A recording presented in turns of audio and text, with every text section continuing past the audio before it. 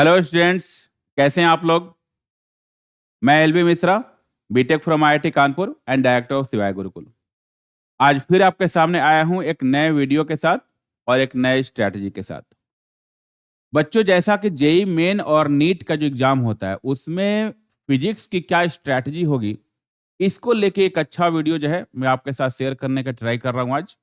और इसमें हम लोग आज बातें करेंगे कि फिजिक्स को कैसे टैकल किया जाए, कैसे जेई मेन में जो है फिजिक्स में 99 परसेंटाइल से ऊपर स्कोर होगा, कैसे नीट में फिजिक्स में जो है 45 में 40 प्लस क्वेश्चन जो है अटेम्प्ट कर सकते हैं हम लोग।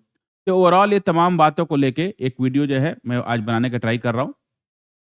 अब इसमें जैसे बेसिक जैसे मान लेते हैं कि अगर जेई मेन के पॉइंट ऑफ व्यू से बात करें, तो जेई मेन जो है इसमें जो पैटर्न होता है, पैटर्न सबको जैसे पता है कि टोटल जेईई मेन में 25 क्वेश्चंस आते हैं, जिसमें 20 क्वेश्चन जो हैं वो मल्टीपल चॉइस होते हैं एंड 5 क्वेश्चन जो करने होते हैं वो इंटीजर टाइप होते हैं। तो एंड मल्टीपल चॉइस में सिंगल करेक्ट ऑप्शन जो है वो सही होता है, ठीक है? उस वो क्वेश्चन करने होते हैं। अब जैसे कैसे क्या स्ट्रैटेजी बनाया जाए, जेईई मेन में क्या स्ट्रैटेजी बनाया जाए कि 99 परसेंटाइल जो है स्कोर हो जाए। अब सबसे अगर बेस्ट मतलब प्लानिंग की बात करें, ऐसे अगर कोई कहे कि सबसे बेस्ट क्या हो सकता है, तो सबसे बेस्ट तो ये है कि जितने सारे टॉपिक से सबका अच्छे से प्रैक्टिस किया जाए। लेकिन उन बच्चों का क्या, जो कि अच्छे से शुरू से नहीं पढ़ पाए, तो क्या उनका जेईई मेन नहीं होगा? तो जो बच्चे शुरू से अच्छे से एक एक टॉपिक नहीं पढ़ पाए हैं, बाई चांस किसी कारण से कोई टॉपिक छूट गया, किसी कारण से ज्यादा जो है अभी टाइम नहीं है रिवाइज करने का, तो ये वीडियो उन बच्चों के लिए है जो कि लास्ट मोमेंट में 2-3 महीने में फ़ोकस करके जो है चीज़ों को अच्छा करने का ट्राई कर रहे हैं। तो बेसिक थ्योरी अगर क्लियर है तो किन-किन बातों को फ़ोकस करके जेईई मेन में अच्छा स्कोर किया जा सकता है, उसकी आज चर्चा करेंगे। तो स्टार्ट करते हैं। जैसे मैं आज के वीडियो जो है उसका मेन मोटिव ये है, मैं टू द पॉइंट जो क्वेश्चंस आते हैं, कहाँ से कैसे-कैसे क्वेश्चंस आते हैं, उनकी बात करेंगे। अब देखो पॉइंट ये होता है, जैसे किसी भी एग्ज़ाम के प्रिपरेशन की अगर बात करें, तैयारी के बहुत सारे मोड होते हैं। जैसे कुछ बच्चे वैसे होते हैं कि जैसे जेईई की तैयारी करना है या नीट की तैयारी करनी है, पूरा सिलेबस देखा और जितनी चीज़ें हैं तमाम बातें पढ़ते जा रहे हैं, पढ़ते जा रहे हैं, पढ़ते जा रहे हैं और वो इस चीज़ को एनालाइज़ नहीं कर रहे हैं कि क्वेश्चंस कहाँ से आ रहे हैं, कैसे हम लोग जो है मिनिमम कितनी पढ़ाई करके मैक्सिमम जो है क्वेश्चन कर सकते हैं। तो ये भी एग्ज़ाम की तैयारी कैसे की जाए और कैसे अच्छा स्कोर किया जाए, ये जानना भी बहुत ज़रूरी होता है। कई बार क्या होता है कि बहुत अच्छा हार्ड वर्क होने के बावजूद जो है, हम लोग अच्छी स्ट्रैटेजी, अच्छी प्लानिंग, अच्छा गाइडेंस नहीं होने की वजह से बच्चे वो चीज़ नहीं अचीव कर पाते, जो जहाँ तक वो पहुँच सकते थे। तो मेरा मानना ये है कि अगर एक अच्छी मेहनत है, एक हार्ड वर्किंग बच्चा है और उसको थोड़ी-सी अच्छी गाइडेंस मिल जाए, थोड़ा-सा अच्छा प्लानिंग मिल जाए, थोड़ी स्ट्रैटेजी अच्छे से बता दे कोई, तो वो बच्चा बहुत अच्छा स्कोर कर सकता है। तो ये वीडियो जो है, उन सभी बच्चों को डेडिकेटेड है, जो कि सिंसियर बच्चे हैं, हार्ड वर्किंग बच्चे हैं, लेकिन कुछ प्रॉपर प्लानिंग नहीं होने की वजह से जो है, वो स्कोर अच्छा नहीं कर पाते। तो कैसे अच्छा स्कोर करेंगे, इसकी चर्चा करेंगे इस वीडियो में। तो स्टार्ट करते हैं 11 से। अब यहाँ पे जैसे चैप्टर्स मैंने जो है नोट डाउन किया हुआ है कि कितने चैप्टर्स आते हैं 11th में। तो 11th में जैसे जो जो चैप्टर्स लिस्टेड हैं, उसमें जैसे यूनिट डायमेंशन हो गया, वेक्टर है, काइनेमेटिक्स है, ये तमाम चैप्टर्स हैं, ठीक है? ग्रेविटेशन तक के हैं। ऐसे ही नेक्स्ट स्लाइड में हम लोग जो है 12th के चैप्टर्स जो है उसको लिस्ट डाउन किया हुआ है। अब जैसे मैंने स्टार्टिंग में ही बताया कि आज के वीडियो का मेन मोटिव ये है कि जेईई मेन या नीट जो भी एग्जाम है, इनमें कहाँ-कहाँ से ज़्यादा क्वेश्चंस आते हैं और कन्फर्म आते हैं। पॉइंट ये है कि जब आप प्रिपरेशन करते हैं तो मतलब आपको रिवीजन तो पूरा करना चाहिए, लेकिन बाय चांस अगर फोकस करने की बात हो, एग्जैक्टली कहाँ पे ज्यादा फोकस करके ज्यादा प्रैक्टिस करके उसको ग्रिप में लाया जाए, तो आपको वैसे टॉपिक्स को ज्यादा ग्रिप में लाने की जरूरत होती है जहां से कंफर्म क्वेश्चन आते हैं, जहां से रेगुलर क्वेश्चन आते हैं। उन टॉपिक्स को एकदम ग्रिप में करना होता है। तो आज हम लोग चर्चा करेंगे उन्हीं टॉपिक्स की फिजिक्स में, जहां से हर एक एग्जाम में, हालांकि मैंने टॉपिक में यहाँ पे स्ट्रैटेजी जेई मेन का लिखा है, लेकिन ये स्ट्रैटेजी जेई मेन में भी वर्क करेगा, ये स्ट्रैटेजी जेई एडवांस में भी करेगा और यही स्ट्रैटेजी जो है नीट में भी करेगा। क्योंकि ये चैप्टर्स जो आज मैं डिस्कस करूंगा, उनसे रेगुलर क्वेश्चन आते हैं और हमेशा क्वेश्चन आते हैं। थोड़ी सी अच्छी प्रैक्टिस कर ली जाए तो आसानी से सॉल्व हो सकते हैं। हालांकि मैं बताऊंगा हर चीज जेई मेन का रेफरेंस में लेके, लेकिन आपको ये चीज समझना होगा कि जो मैं जेई मेन को रेफरेंस लेके समझा रहा हूं, वही चीज जो है जेई एडवांस और नीट में भी एप्लीकेबल होगा। तो स्टार्ट करते हैं शुरू से। अब देखा जाए तो ये जो तमाम चैप्टर्स हैं, ऐसे तो सभी चैप्टर्स का बेसिक नॉलेज होना चाहिए कि हर चैप्टर का अपना एक इंपॉर्टेंस है और उसका कहीं ना कहीं यूज एप्लीकेशन आता है। लेकिन बात करते हैं डायरेक्ट क्वेश्चन आने की, कहां कहां से डायरेक्ट क्वेश्चन जो है रेगुलर आते हैं।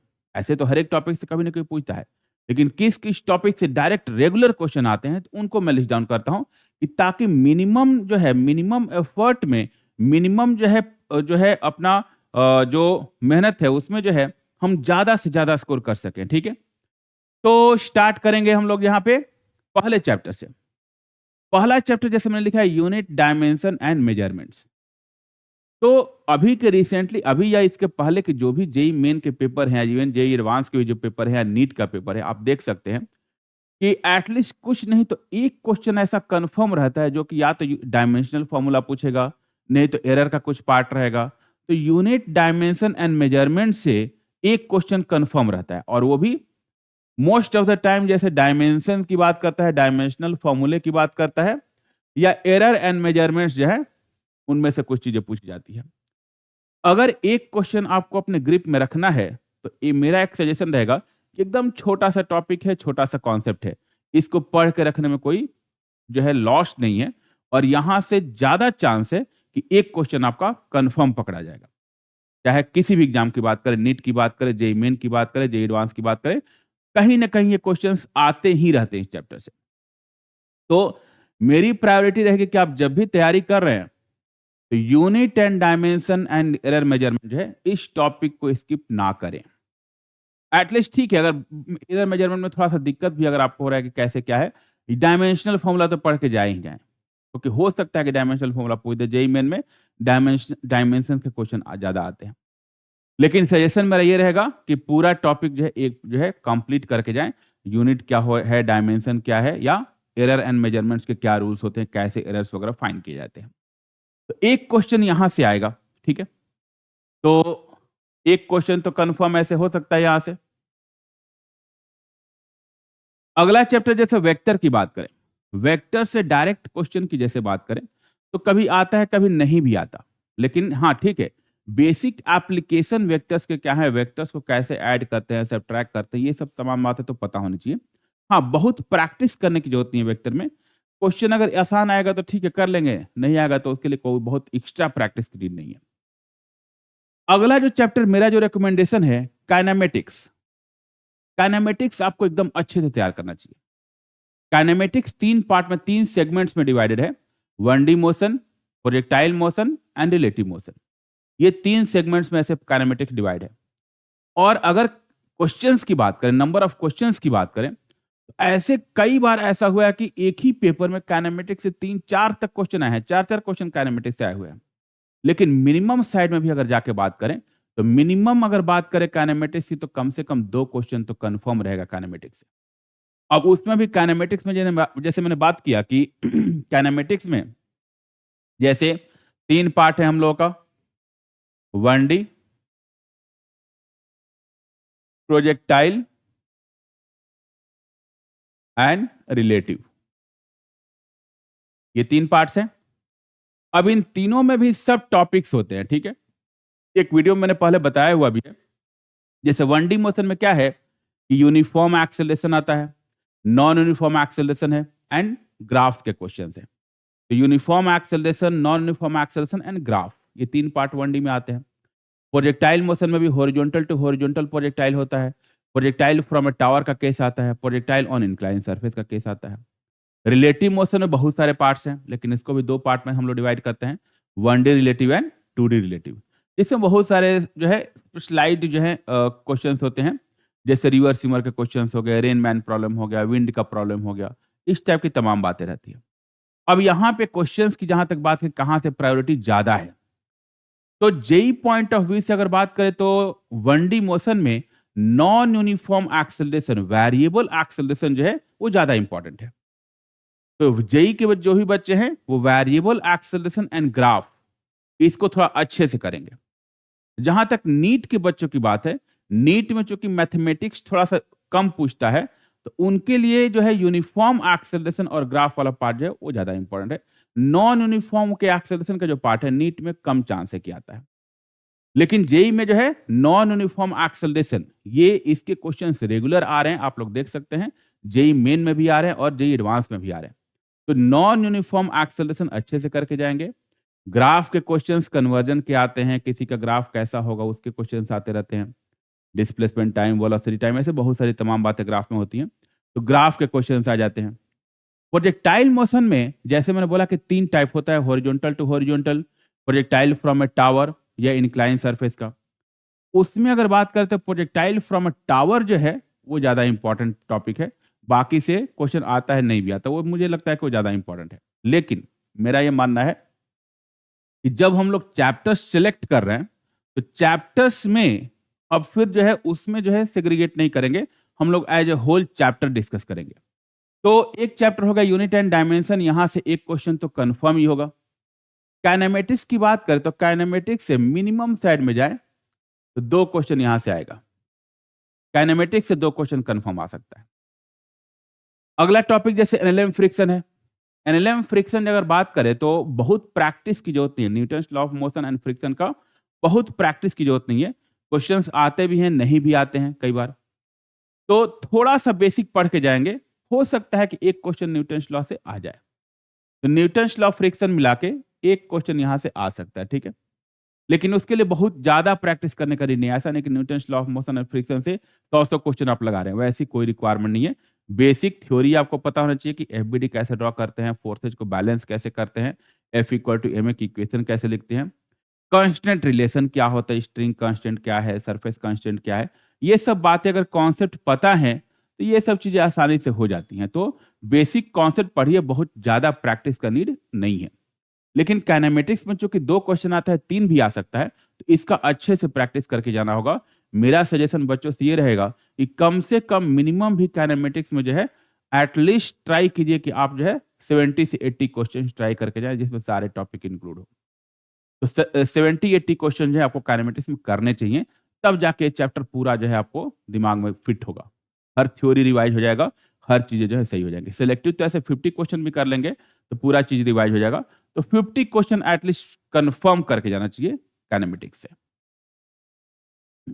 आते हैं वर्क पावर एनर्जी पे।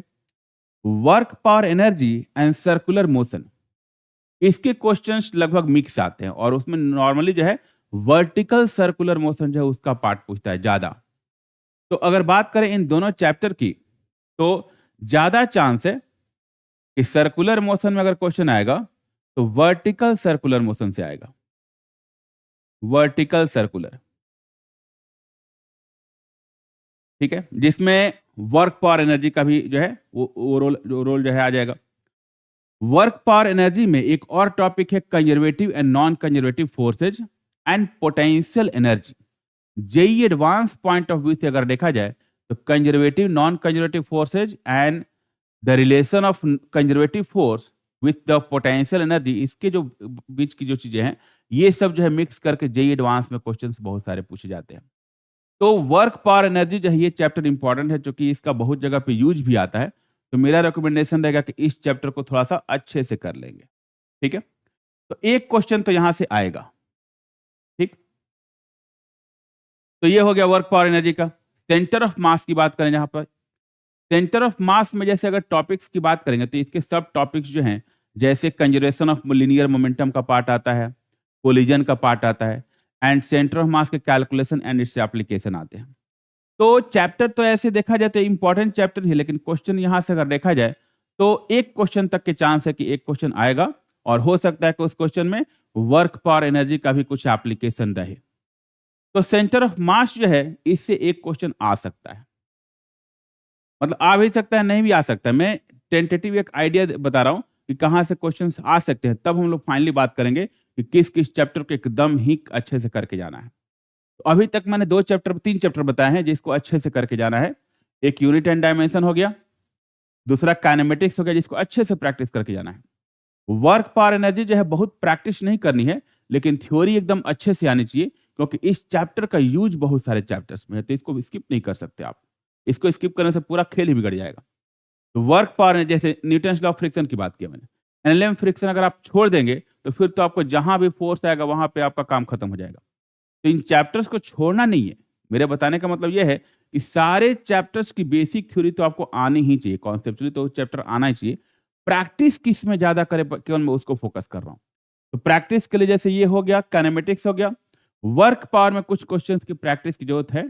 तो आप चाहें तो 30-40 क्वेश्चन जो है सिलेक्ट करके इसका प्रैक्टिस कर सकते हैं। इसमें भी क्या खासकर जो चीजें हैं, जैसे application of work energy theorem जो है उसका थोड़ा सा क्वेश्चन कर सकते हैं। कंजर्वेशन ऑफ एनर्जी जो है कैसे अप्लाई होता है उसका क्वेश्चन कर सकते हैं। जैसे मैंने अभी बात किया कि conservative and non conservative forces, उनके जो है उनका डिटेलिंग क्या है, पोटेंशियल एनर्जी का कंजर्वेटिव फोर्स के साथ रिलेशन क्या है, ये सब बातों को थोड़ा सा अच्छे से प्रैक्टिस करके जाएंगे तो जेई मेन में थोड़ा सा कम भी फायदा होगा, लेकिन जेई एडवांस में फायदा हो जाएगा, क्योंकि जेई एडवांस का जो है ये वर्क पावर एनर्जी एक फेवरेट टॉपिक है, उससे क्वेश्चन आते हैं। अब आगे बढ़ते हैं रोटेशन पे। रोटेशन जैसा आप लोग जानते हैं कि रोटेशन अपने आप में काफी एक इंपॉर्टेंट टॉपिक है। रोटेशन से अगर बात करें तो मिनिमम भी क्वेश्चन आएंगे तो 2 क्वेश्चन आएंगे। जेईई मेन में अगर बात करें तो जेईई मेन में मिनिमम साइड में 2 क्वेश्चन रहेगा रोटेशन से। वो कभी-कभी 3 भी हो जाता है, लेकिन 2 तो मान के चलते हैं कि 2 क्वेश्चन आएंगे। अब रोटेशन में 2 क्वेश्चन जो आते हैं इन जनरल कहाँ-कहाँ से रोटेशन से क्वेश्चन आते हैं। एक क्वेश्चन रहता है मोमेंट ऑफ इनर्शिया से। तो मोमेंट ऑफ इनर्शिया की अच्छे से प्रैक्टिस करके जाएंगे। जेईई मेन में भी मोमेंट ऑफ इनर्शिया पूछता है, नीट में भी मोमेंट ऑफ इनर्शिया पूछता है और जेईई एडवांस में भी मोमेंट ऑफ इनर्शिया पूछता है। तो मोमेंट ऑफ इनर्शिया जो है अच्छे से प्रैक्टिस करना है। नीट और जेईई मेन की जहां तक बात है उसमें जैसे मोमेंट ऑफ इनर्शिया के डायरेक्ट क्वेश्चंस आते हैं, लेकिन जेईई एडवांस में जो आता है इन इन जनरल जेईई एडवांस के जो मोमेंट ऑफ इनर्शिया के क्वेश्चंस रहते हैं उसमें कहीं ना कहीं इंटीग्रेशन वगैरह जो है अप्लाई होता है, यानी कि वेरिएबल डेंसिटी के क्वेश्चन जो हैं या किसी चीज को किसी बॉडी में से कट करके जो कैविटी क्रिएट किया रहता है उस टाइप का क्वेश्चन जेईई एडवांस में ज्यादा आता है। तो जेईई एडवांस में मोमेंट ऑफ इनर्शिया आएगा, लेकिन थोड़ा सा उसकी वैरायटी जो है अलग रहेगी, थोड़ा सा क्वेश्चन जो है ज्यादा टफ रहेगा। लेकिन नीट और जेईई मेन में प्लेन क्वेश्चन आते हैं जो मोमेंट ऑफ इनर्शिया का होते हैं, वो डायरेक्ट फॉर्मूले अगर आपको अच्छे से याद हैं तो आप कर सकते हैं। तो रोटेशन मेरा नेक्स्ट रिकमेंडेशन है कि रोटेशन जो है इस चैप्टर की अच्छे से प्रैक्टिस आपको करनी चाहिए, क्योंकि रोटेशन चैप्टर जो है इससे क्वेश्चन मेरा कहना यह है कि जिस चैप्टर से अच्छे क्वेश्चन आते हैं। एक पॉइंट और है कि बच्चों को लगता है कि रोटेशन तो बहुत टफ टॉपिक है, उसका कैसे रिवीजन करेंगे।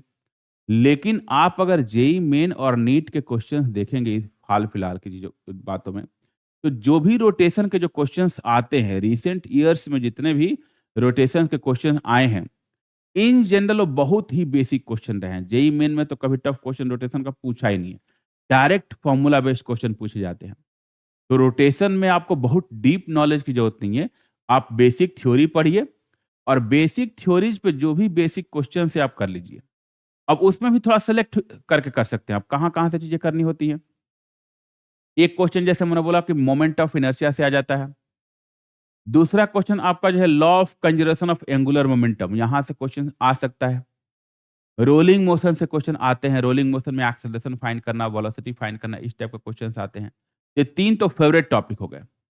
कभी-कभी टॉर्क का एप्लीकेशन पूछता है तो उसमें बेसिकली रोटेशनल इक्विलिब्रियम जो है, रोटेशनल इक्विलिब्रियम का पार्ट जो है वो थोड़ा-सा अच्छे से कर लेना होगा।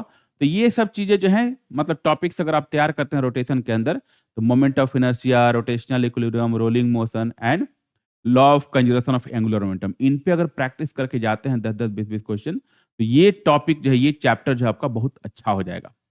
और इसको अच्छा कर लेंगे तो 2 क्वेश्चन जो है मिनिमम होगा, आप लकी रहे तो 3 क्वेश्चन भी आ सकता है। तो जैसे काइनेमेटिक्स और रोटेशन मिनिमम साइड में मैंने 2 लेके चला है, लेकिन ये 3 भी हो सकते हैं। अब आगे बढ़ते हैं एसएचएम एंड वेव में। एसएचएम एंड वेव्स, इसकी अगर बात करें तो एसएचएम से कोई रेगुलर क्वेश्चंस आजकल नहीं आ रहे हैं। मतलब एसएचएम से क्वेश्चन आ भी सकता है, नहीं भी आ सकता है। ऐसा नहीं कि बहुत ऐसा टॉपिक है जिससे क्वेश्चन पूछेगा ही पूछेगा। एसएचएम एसएचएम से क्वेश्चन नहीं भी आ सकता है। वेव की जहां तक बात है तो वेव से क्वेश्चन आता है रेगुलर। वो भी अगर देखा जाए तो रिसेंटली 2 ही 3 टॉपिक है जहां से क्वेश्चन वेव के पूछे जाते हैं। एक तो स्टेशनरी वेव या स्टैंडिंग वेव से क्वेश्चन पूछे जाते हैं। दूसरा अगर कहे तो डॉपलर इफेक्ट वगैरह से क्वेश्चन पूछे जाते हैं। और तीसरा बीट्स के जो क्वेश्चन है उसके पूछे जाते हैं। तो ये कुछ फेवरेट टॉपिक है वेव के, जहां से क्वेश्चन पूछे जाते हैं। एसएचएम और वेव दोनों को अगर किया जाए तो एक क्वेश्चन की बात कर सकते हैं कि एक क्वेश्चन जो है यहाँ से आ सकता है। वेव से नॉर्मली एक क्वेश्चन पूछ ही जाता है, लेकिन मेरा सजेशन रहेगा कि इन चैप्टर्स को बहुत ज्यादा प्रैक्टिस करने का नीड नहीं है। चलो एक क्वेश्चन यहाँ पे काउंट कर लेते हैं, लेकिन बहुत ज्यादा प्रैक्टिस करने की जरूरत नहीं है। अब आते हैं हीट एंड थर्मोडायनेमिक्स पे। हीट एंड थर्मोडायनेमिक्स मेरे पॉइंट ऑफ व्यू से अगर जाएंगे तो ये बहुत ही इंपॉर्टेंट टॉपिक है। 11th का लास्ट चैप्टर होता है, नॉर्मली लास्ट में ही पढ़ाया जाता है। और इस चैप्टर के साथ यही ट्रेजेडी है कि चूंकि ये लास्ट में पढ़ाया जाता है मैक्सिमम जगह पे, तो ये चैप्टर्स ऑलमोस्ट हर जगह छूट जाता है, आधा अधूरा पढ़ा के खत्म होता है। जैसे बेसिक थ्योरी 2-4 दिन में पढ़ा के खत्म हो गया, वो टॉपिक जो है फिनिश कर लेते हैं टीचर। लेकिन मेरा मानना ये है कि ये हीट एंड थर्मोडायनेमिक्स जो है, इसको उतना ही डिटेल में पढ़ने की जरूरत है जितना डिटेल में हम लोग काइनेमेटिक्स पढ़ते हैं और जितना डिटेल में हम लोग रोटेशन पढ़ते हैं। ये उसी टाइप से टॉपिक है, क्योंकि यहाँ पे क्वेश्चंस की बात करेंगे तो क्वेश्चन के पॉइंट ऑफ व्यू से कम 2 क्वेश्चन तो कंफर्म है कि हीट एंड थर्मोडायनेमिक्स से रहेगा। ये 3 भी हो सकता है। तो हो सकता है कि क्वेश्चन के पॉइंट ऑफ व्यू से हीट एंड थर्मोडायनेमिक्स से क्वेश्चन रोटेशन के मुकाबले ज्यादा आ जाए, ये चांसेज हैं। क्योंकि उसमें बहुत सारे सब टॉपिक्स है। जैसे हीट एंड थर्मोडायनेमिक्स में आप जाएंगे तो थर्मल एक्सपेंशन हो गया, कैलोरीमेट्री हो गया, हीट ट्रांसफर हो गया, केटीजी हो गया, फर्स्ट लॉ हो गया। ऐसे 4-5 टॉपिक जो है उनसे कहीं ना कहीं से क्वेश्चन पूछ सकता है। और उसमें भी इन जनरल जो क्वेश्चंस कहाँ-कहाँ से पूछे जाते हैं वो भी फिक्स है। फर्स्ट लॉ ऑफ थर्मोडायनेमिक्स उससे क्वेश्चन पूछे जाते हैं नॉर्मली। आपके रेडिएशन जो है, रेडिएशन एक अच्छा टॉपिक है हीट ट्रांसफर में, उससे क्वेश्चन जो है पूछे जाते हैं। कैलोरीमेट्री से क्वेश्चन आता है, कभी नहीं भी आता। कभी-कभी थर्मल एक्सपेंशन के क्वेश्चन पूछे जाते हैं, उसको इलास्टिसिटी से कभी कई बार मिक्स कर देता है। लेकिन ये है कि यहाँ से अगर हीट एंड थर्मोडायनेमिक्स को अगर अच्छे से करके जाएँगे, एटलीस्ट इसमें 60-70 क्वेश्चन्स अगर प्रैक्टिस करके जाएँगे, तो 2 क्वेश्चन आपका जो है यहाँ पे कन्फर्म होगा। तो मेरा रिकमेंडेशन रहेगा अगला चैप्टर के हीट एंड थर्मोडायनेमिक्स, इसको अच्छे से करके जाएँ। अगले चैप्टर की बात करते हैं फ्लूइड्स की। फ्लूइड्स में जैसे हाइड्रोस्टैटिक्स और हाइड्रोडायनेमिक्स ये 2 पार्ट होते हैं। अब फ्लूइड्स की जब बात करेंगे तो फ्लूइड्स में जब क्वेश्चंस की बात करेंगे तो जरूरी नहीं है कि फ्लूइड्स से क्वेश्चन हमेशा आए। फ्लूइड्स से पहले बहुत सारे क्वेश्चंस आए हुए हैं, जेईई का ये फेवरेट टॉपिक रह चुका है पहले। लेकिन रिसेंट ईयर्स की अगर बात करें तो रिसेंट ईयर्स में फ्लूइड्स से कुछ ज्यादा खास क्वेश्चन नहीं आए हैं और फ्लूइड का वेटेज थोड़ा कम हो गया है। तो फ्लूइड्स को जो है मेरा मानना है कि इसमें बहुत प्रैक्टिस की जरूरत नहीं है। इसको चाहें तो आप जो है बेसिक थ्योरी पढ़ के इसको स्किप कर सकते हैं। प्रॉपर्टीज ऑफ मैटर की जहां तक बात करें, प्रॉपर्टीज ऑफ मैटर में 3 चैप्टर हम लोग काउंट करते हैं। Elasticity, surface tension and viscosity. मेरा मानना यह है कि एटलीस्ट कुछ नहीं तो सरफेस टेंशन वाला पार्ट जो है इसको अच्छे से पढ़ के जाएं। सरफेस टेंशन से जेईई मेन में रेगुलर क्वेश्चन आए हुए हैं, नीट में भी क्वेश्चन आते हैं और इवन जेईई एडवांस में भी सरफेस टेंशन से क्वेश्चन आए हुए हैं। तो सरफेस टेंशन का पार्ट जो है इसको अगर अच्छे से करके जाए तो आपका ज्यादा चांस है कि एक क्वेश्चन हम लोग का वहां पे हो जाएगा। तो सरफेस टेंशन जो है मेरा रिकमेंडेशन रहेगा कि इस चैप्टर को सरफेस टेंशन ये करके जाना चाहिए। एटलीस्ट सरफेस टेंशन को थोड़ा सा अच्छे से पढ़ के जाए। एक क्वेश्चन तो यहाँ पे है, ठीक है। तो ये चांसेज की बात करें कि इतने चांस है। ग्रेविटेशन, ग्रेविटेशन के जो क्वेश्चंस होते हैं, ग्रेविटेशन में बहुत प्रैक्टिस करने का नीड नहीं है। मैं सजेस्ट नहीं करूंगा ग्रेविटेशन में बहुत प्रैक्टिस करें, क्योंकि ग्रेविटेशन के जो भी क्वेश्चंस होते हैं वो इलेक्ट्रोस्टैटिक्स से मिक्स रहते हैं और इलेक्ट्रोस्टैटिक्स के कॉन्सेप्ट पे ही सॉल्व हो जाते हैं। केवल आपको कन्वर्जन पता होना चाहिए, कहाँ पे कैसे-कैसे कन्वर्ट करेंगे। जैसे वहाँ पे कांस्टेंट हम लोग यूज़ करते हैं 1/4 पाई एप्सिलॉन नॉट। यहाँ पे जो कांस्टेंट होता है वो हम लोग का कैपिटल जी होता है। वैसे ही जैसे वहाँ पे चार्ज की बात करते हैं इलेक्ट्रोस्टैटिक्स में, यहाँ पे मास की बात करते हैं। तो ये कन्वर्जेंस के अगर रूल्स आपको पता हैं, तो ग्रेविटेशन के क्वेश्चंस आप आसानी से कर सकते हैं on the basis of electrostatics. तो जो प्रैक्टिस आपको ग्रेविटेशन की है, उसको भी आपको इलेक्ट्रोस्टैटिक्स में अगर कर लेंगे, तो ग्रेविटेशन का क्वेश्चन हो जाएगा। तो ये मैं रिकमेंड नहीं करूँगा कि ग्रेविटेशन में आप बहुत प्रैक्टिस करके जाएँ। वो इलेक्ट्रोस्टैटिक्स का कॉन्सेप्ट अगर आता है, तो उसको कन्वर्ट करके ग्रेविटेशन में बहुत आसानी से आप कर सकते हैं। तो जैसे इस बार जेईई मेन में ग्रेविटेशन का क्वेश्चन आए हुए थे।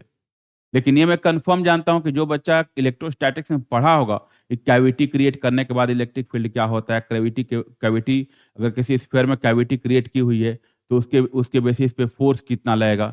अगर ये चीज़ें इलेक्ट्रोस्टैटिक्स में कोई बच्चा पढ़ा है अच्छे से, तो आसानी से उस क्वेश्चन को कर सकता था, जो ग्रेविटेशन क्वेश्चन पूछे हुए थे। तो ये ओवरऑल 11th का मैंने एक ओवरव्यू बताया, जहाँ से क्वेश्चंस पूछे जा सकते हैं। अब फिर बात करते हैं कि एकदम मिनिमम साइड में अगर देखा जाए, तो मिनिमम साइड में कौन-कौन से चैप्टर्स 11th के एकदम अच्छे से कर लेंगे। तो चलिए फिर से एक बार मैं फिर रिपीट करता हूँ, एक्चुअली वो टिक किया हुआ है। तो आपको जो है अगर देखा जाए तो टोटल मैंने यहाँ पे जो है 5 टॉपिक्स बताए हैं, जिनको अच्छे से करके जाना चाहिए। यूनिट एंड डायमेंशन को थोड़ा अच्छे से कर लेंगे। काइनेमेटिक्स हो गया, वर्क पावर एनर्जी हो गया, रोटेशन हो गया एंड हीट एंड थर्मोडायनेमिक्स हो गया। और इसमें एक टॉपिक जो सरफेस टेंशन है, इसको कर सकते हैं। इतने टॉपिक्स अगर आप अच्छे से तैयार करके जाते हैं, तो मेरा मानना है कि आपका जो है कम से कम 8 क्वेश्चन जो है, एटलीस्ट 8 टू 9 क्वेश्चन अगर आप लकी रहे तो 9 क्वेश्चन तक जो है आपके सॉल्व हो जाएंगे। टोटल 25 क्वेश्चन पूछे जाते हैं। और इन जनरल अगर देखा जाए तो 11th और 12th से इक्वल ही पूछा जाता है। कभी 11 से 12 पूछ देगा, 12 से 13 क्वेश्चन पूछ देगा। कभी 11 से 13 पूछ देगा, 12 से जो है 12 क्वेश्चन पूछेगा।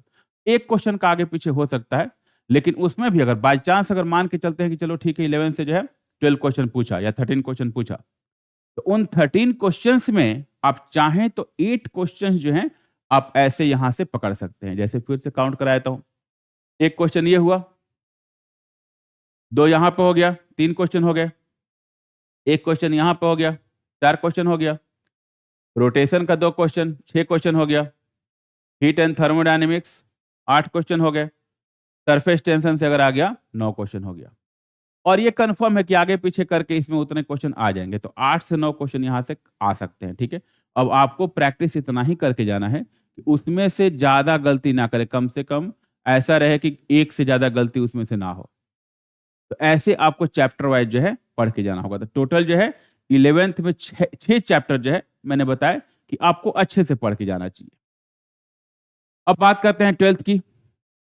12th में जहाँ तक बात करें, तो 12th में जैसे जो टॉपिक्स हैं, इलेक्ट्रोस्टैटिक्स हो गया, कैपेसिटर हो गया, करंट हो गया, मैग्नेटिक फील्ड हो गया। मैग्नेटिक फील्ड में ही आगे हम लोग का मैग्नेटिक प्रॉपर्टी जो मैटर आता है, अर्थ मैग्नेटिज्म आता है, ईएमआई हो गया, एसी हो गया, ऑप्टिक्स हो गया, modern physics and semiconductor and communication system, ये सब टॉपिक्स हैं, ठीक?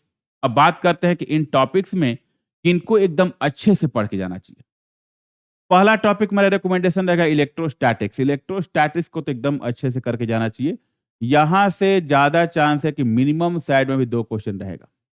कई बार क्या होता है कि 1 क्वेश्चन ही पूछता है, लेकिन जेईई एडवांस में अगर देखा जाए तो इससे ज़्यादा फायदा हो जाएगा। इलेक्ट्रोस्टैटिक्स एक बड़ा टॉपिक है और जेईई एडवांस का फेवरेट फेवरेट टॉपिक है। तो अगर आप इलेक्ट्रोस्टैटिक्स अच्छा किए हुए हैं, अच्छा अगर उसको पढ़े हुए हैं, तो आपका 12th के बाकी जो चैप्टर्स हैं, उनमें भी इसका एडवांटेज होता है। ये भी देखना है कि किस चैप्टर को नहीं छोड़ना है कभी। जैसे इसीलिए 11th में मैंने बताया कि अगर 11th में आपका काइनेमेटिक्स वीक हो गया, तो आगे बहुत परेशानी होगी। तो काइनेमेटिक्स अच्छा होना चाहिए, न्यूटन्स लॉ ऑफ फ्रिक्शन का बेसिक कॉन्सेप्ट एकदम अच्छे से आना चाहिए, वर्क पावर एनर्जी के जो भी कॉन्सेप्ट हो एकदम अच्छे से आने चाहिए आपको, रोटेशन ठीक से आना चाहिए एंड तब हीट एंड थर्मोडायनामिक्स की बात किया मैंने। तो यहाँ पे इलेक्ट्रोस्टैटिक्स जो है, इलेक्ट्रोस्टैटिक्स आपको अच्छे से पढ़ना चाहिए, मेरा मानना है। तो चाहे जेईई मेन की बात करें, नीट की बात करें, एडवांस की बात करें, उन सब में जो है इलेक्ट्रोस्टैटिक्स अच्छे से पूछता है। तो 2 क्वेश्चन मिनिमम साइड में हम लेके चलते हैं इलेक्ट्रोस्टैटिक्स से। बाकी रही बात करंट और कैपेसिटर की। करंट और कैपेसिटर से इन जनरल अगर देखा जाए तो एक ही क्वेश्चन पूछता है। अगर कैपेसिटर का पूछेगा तो करंट का नहीं पूछेगा, करंट पूछेगा तो कैपेसिटर नहीं पूछेगा। तो इन दोनों चैप्टर को मिला के मैं बोलता हूँ कि एक क्वेश्चन जो है आ सकता है। तो इनको बेसिक चीजें आपको पता होनी चाहिए। अगर आसान क्वेश्चन है तो सॉल्व कर लीजिए, लेकिन बहुत मैं रेकमेंड नहीं करूंगा कि आप कैपेसिटर और करंट के लिए बहुत प्रैक्टिस मार के जा रहे हैं। उसको मेरा रिकमेंडेशन नहीं है। हाँ, इलेक्ट्रोस्टैटिक्स में मेरा रिकमेंडेशन है कि इलेक्ट्रोस्टैटिक्स जो है आप कम से कम 70-80 क्वेश्चन जो है ट्राई करके जाइए, क्योंकि बहुत सारे टॉपिक्स हैं उसमें। कूलम्ब्स लॉ से स्टार्ट कीजिएगा तो फोर्स का कैलकुलेशन, फील्ड का कैलकुलेशन, पोटेंशियल का कैलकुलेशन, बहुत सारी चीजें, एनर्जी आएगा उसमें, कंडक्टर का अलग सेगमेंट है, डायपोल का अलग सेगमेंट है। ये सारी बातों अगर काउंट कीजिएगा तो बहुत सारे क्वेश्चन हो जाएंगे। तो इलेक्ट्रोस्टैटिक्स तो बड़ा टॉपिक है, मतलब सेफ साइड में अगर देखा जाए तो इससे कम से कम 100 क्वेश्चन की तैयारी करके जानी चाहिए। लेकिन फिर भी अगर आपके पास उतना टाइम नहीं है तो PYQ कम से कम जो है जितने हैं कम से कम 3-4 साल का उसको आप करके चले जाएँगे, आपका काम उससे हो जाएगा। अगला टॉपिक जाते हैं magnetic field. Magnetic field, magnetic property of matter, EMI and AC, इन चारों टॉपिक को मैं एक साथ काउंट करता हूँ। अब इनको सेपरेट करके जाने की जरूरत नहीं है क्योंकि है क्या कि सब लिंकेज है आपस में। आप बिना मैग्नेटिक फील्ड पढ़े EMI नहीं पढ़ सकते हैं। EMI का अगर बिल्कुल आइडिया नहीं तो AC में उसका यूज आएगा, इंडक्टर्स वगैरह यूज आते हैं। तो आपको इन सबको एक साथ करना पड़ेगा। और इन जनरल इस पूरे मैग्नेट टॉपिक से अगर देखा जाए तो मेरा मानना है कि 2 से 3 क्वेश्चन तो आ सकता है। 2 से 3 क्वेश्चन हो सकता है। 2 to 3, ठीक है? तो ये आते हैं। कई बार ऐसा भी आता है, 1-2 शिफ्ट में मैंने देखा था जेईई मेन में कि 3 से ज़्यादा 4 क्वेश्चन तक पूछा हुआ है। केवल मैग्नेट वाले टॉपिक से 4 क्वेश्चन तक पूछा हुआ है। तो ये टॉपिक्स जो हैं, ये टॉपिक्स छोटे-छोटे अलग-अलग टॉपिक्स हैं, लेकिन इनको तैयार करके जाने पे 2 से 3 क्वेश्चन आप कर सकते हैं। तो दूसरा मेरा रिकमेंडेशन ये रहेगा कि इलेक्ट्रोस्टैटिक्स के बाद ये पूरा टॉपिक जो है मैग्नेट के करके मैग्नेट टाइप से इसको जो है एक साथ कंबाइन टॉपिक करके इसको पूरा कंप्लीट कर लीजिए। जिससे magnetic field, EMI, AC, magnetic property सब आएगा, ठीक है? तो ये 3 क्वेश्चन तो मुझे लगता है कि कन्फर्म इस पूरे टॉपिक को अगर कंबाइन करेंगे, तो इन सबसे मिला के 3 क्वेश्चन आ सकता है जी। तो ये यहाँ पे हो गया।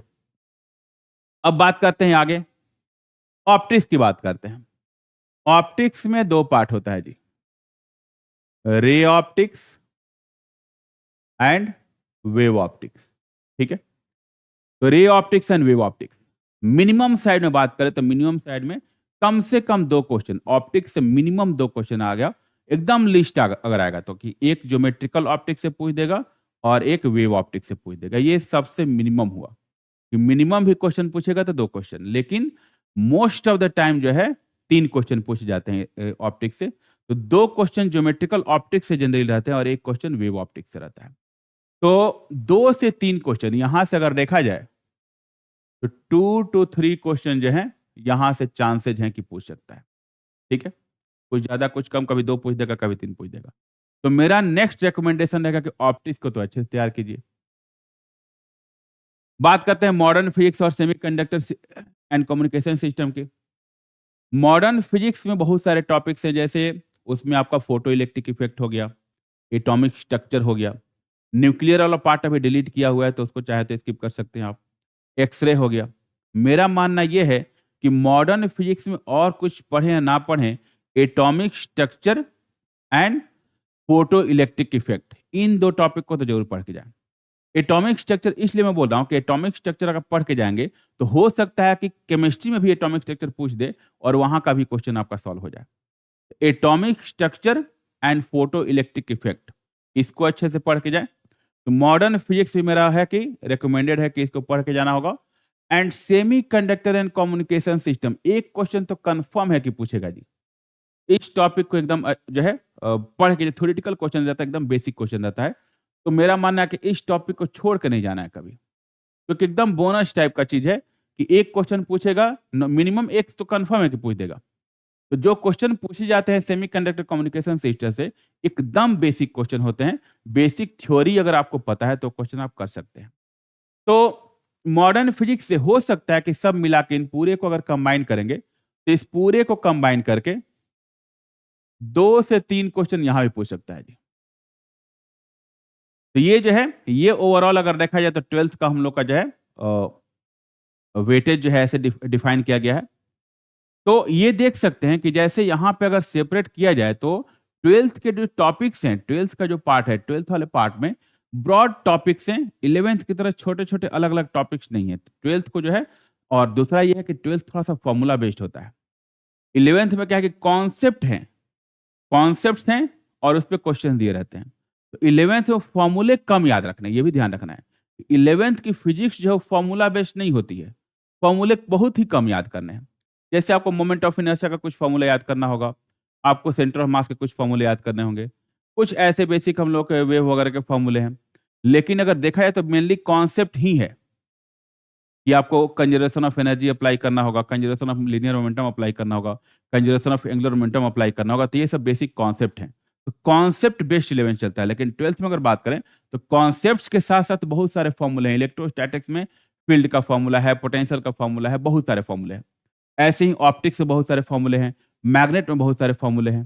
तो उन फॉर्मूले को भी याद करना जो है अपना एक अच्छा टास्क होता है। तो 12th का जो भी हम लोग का फिजिक्स है, कॉन्सेप्ट के साथ-साथ क्या-क्या फॉर्मूले हैं, उनका एक प्रॉपर नोट्स होना चाहिए आपके पास कि एक नज़र में अगर देखें तो हम 10 मिनट के अंदर सारे जो फॉर्मूले हैं वो रिवाइज़ करें। तो इसका नोट्स एकदम बना के रखें, 11-12 दोनों को कंबाइन करके कि 10 मिनट में अगर हमें सारा जो है रिवाइज़ करना होगा, तो कैसे रिवाइज़ करेंगे? तो ये जो है मेरा एनालिसिस है कि ऐसे अगर आप तैयार करके जाते हैं, आपका जो भी ये पोर्शन है, ये अच्छा हो जाएगा, जेईई मेन का। अब इसमें हो सकता है कि अगर अगर आप लकी हो, जैसे मेरा एक ऐसे मैंने गेस ऐसे बताया, लेकिन हो सकता है कि किसी-किसी टॉपिक से ज़्यादा क्वेश्चन और आ जाए। जैसे मैंने पहले ही बताया कि एक बार ऐसा हुआ था कि ये जो मैग्नेट वाला पार्ट है, मैग्नेट वाले पार्ट से 4 से 5 क्वेश्चन पूछे गए थे। अगर आप लकी हैं तो यहाँ से क्वेश्चन ज़्यादा आ जाएगा। तो इसलिए बोल रहा हूँ कि ये जो है, ये सब सेगमेंट जो हैं, एकदम अच्छे से करके जाने हैं। तो होपफुली स्टूडेंट जो है या ये जो है टॉपिक जो आज मैंने डिस्क्राइब किया, जैसे मैंने स्ट्रैटेजी बताई, होपफुली आप लोगों को जो है ये हेल्पफुल लगा होगा। और थोड़ा-सा अगर अच्छे से अगर करके जाएँ तो बच्चे फिज़िक्स से डरते हैं, लेकिन मेरा मानना ये है कि फिज़िक्स को जो है थोड़ा-सा समझना स्टार्टिंग में मुश्किल होता है, लेकिन एक बार फिज़िक्स समझ में आ गई, तो फिर आपके लिए बहुत ही स्मूथ रास्ता हो जाता है, आप बहुत आसानी से कर सकते हैं। और बच्चों फिज़िक्स की एक बहुत अच्छी बात बता रहा हूँ। फिजिक्स में क्या है कि जो भी टॉपिक्स हैं आपस में लिंकेज है सबका। जैसे 11th में पूरी कहानी जो है मतलब यूनिट एंड डायमेंशन से स्टार्ट होता है और वेक्टर होते हुए देखेंगे तो हर चैप्टर का कुछ ना कुछ, यूनिट एंड डायमेंशन को हटा दें तो वेक्टर से लेके आप लास्ट तक चले जाएंगे, आपस में कहीं ना कहीं अटैच होंगे। केवल हीट एंड थर्मोडायनेमिक्स और वेव चैप्टर जो है वो थोड़ा सा अलग से हट के है, लेकिन बाकी सभी चैप्टर्स का कहीं ना कहीं लिंकेज है। वैसे ही यहाँ पे जो कहानी स्टार्ट होती है 12th में, इलेक्ट्रोस्टैटिक्स जो है स्टार्ट होगा, कैपेसिटर, करंट, मैग्नेट सब आपस में लिंकेज है एसी तक। फिर ऑप्टिक्स आपका थोड़ा सेपरेट टॉपिक पड़ जाएगा। मॉडर्न फिजिक्स थोड़ा-सा अलग से टॉपिक है। तो यहाँ पे ये फ़ायदा है कि सब आपस में लिंकेज हैं। एक अगर समझ में आ गया तो उसी के बेसिस पे दूसरा समझ सकते हैं, फिर आगे बढ़ा सकते हैं। लेकिन इसमें डिमेरिट भी है कि सभी कड़ियाँ आपस में जुड़ी हुई हैं। अगर कमज़ोर भी हो गया कहीं पे तो फिर आपका पूरा चीज़ कमज़ोर हो जाएगा। और ये चीज़ जो है थोड़ा-सा बाकी सब्जेक्ट में जैसे केमिस्ट्री में बात करें, मैथ्स में बात करें, ये एडवांटेज हो जाता है। कि केमिस्ट्री में अगर किसी बच्चे का जो है, अगर बाय चांस एटॉमिक स्ट्रक्चर खराब है, तो उससे ऐसा नहीं कि केमिकल इक्विलिब्रियम या आयनिक इक्विलिब्रियम में बहुत फ़र्क पड़ने वाला है उसको। तो पॉइंट वही है कि वहाँ पे वो चाहे तो स्ट्रॉन्ग कर सकता है। किसी का मैथ्स में जो है सीक्वेंस सीरीज़ अगर खराब है तो चाहे तो क्वाड्रेटिक को अच्छा कर सकता है। तो ऐसे हैं, किसी का कोऑर्डिनेट अगर वीक है, तो कैलकुलस को अच्छा कर सकता है। ये चीज़ है वहाँ पे, लेकिन यहाँ पे थोड़ी-सी परेशानी आती है। तो वही चीज़ें हैं, अलग-अलग सब्जेक्ट का अपना अलग-अलग रूप होता है और उसको उसी के हिसाब से पढ़ना होता है। हाँ, दूसरा पॉइंट ये भी बता रहा हूँ कि हाँ, यहाँ पे लिंकेज जो है, जो चैप्टर्स के आपस में लिंकेज हैं, उनका एडवांटेज भी अपना है कि आपको जो है सोचने का एक जो है एक लंबा प्रोसेस जो है वो स्टार्ट हो जाता है कि आप जो है कैसे चीज़ों को कनेक्ट करते हैं, लॉजिक कैसे डेवलप करते हैं। तो आप जब वेक्टर से लेके लास्ट में रोटेशन एसएचएम तक की चीज़ों को कनेक्ट करेंगे, तो आपका थिंकिंग लेवल इतना सही हो जाएगा कि आप बाकी सब्जेक्ट में भी बहुत अच्छा कर सकते हैं। तो ये फिज़िक्स की खूबी है, ये उसका ब्यूटी है कि आप एक बार चीज़ को समझ गए, फिज़िक्स अगर आपको समझ में आने लगी, तो बाकी जो सब्जेक्ट्स हैं, उनमें भी ये बहुत हेल्प करता है। तो मिलते हैं फिर, या आज के वीडियो में इतना ही करेंगे और मिलते हैं फिर नए वीडियो के साथ, नए स्ट्रैटेजी के साथ और फिर मिलेंगे। तब तक के लिए धन्यवाद। Thank you.